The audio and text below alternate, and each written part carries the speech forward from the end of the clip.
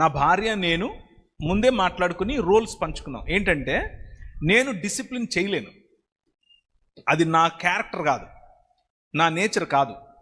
Disciplining అనేది నా చేత కాదు, అది ఆమె చేస్తుంది. బెత్తం పట్టుకోవాలన్నా, వాళ్ళని ఇరగదీసేయాలన్నా ఆమె. నేను వాళ్ళకు బిస్కెట్ కొనిచ్చటమో చాక్లెట్ కొనిచ్చటమో ఇలాంటివి నా పని. ఇది ముందే మాట్లాడుకున్నాం.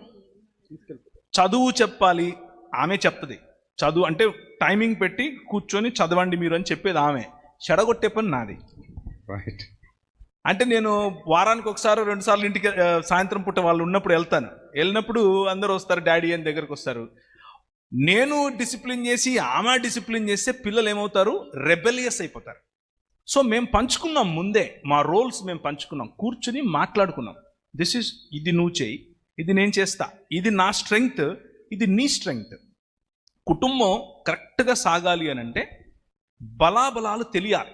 స్త్రీ బలం ఏంటో తెలియాలి, పురుషుని బలం ఏంటో తెలియాలి. అందరి స్త్రీల బలం ఒకటే ఉండదు, అందరి పురుషుల బలం ఒకటే ఉండదు. కొందరు పురుషులు సున్నిత మనస్కులు, వాళ్ళకి ఆ పనులే ఇవ్వండి. లేదు నువ్వు పురుషునివి కాబట్టి నువ్వు బలంగా ఉండాలి, నువ్వు గట్టిగా చేయలేడు ఆయనకి ఇవ్వద్దు అది. ఆయన సున్నిత మనస్కుడుగానే ఉండనివ్వండి. కొందరు స్త్రీలు దాన్ని ఏమంటారు, ఇమోషనల్గా చాలా స్ట్రాంగ్ ఉంటారు, చాలా స్ట్రాంగ్. అలాంటి వారికి ఫైనాన్షియల్ మేనేజ్మెంట్ అనేది వారు చేయాలి.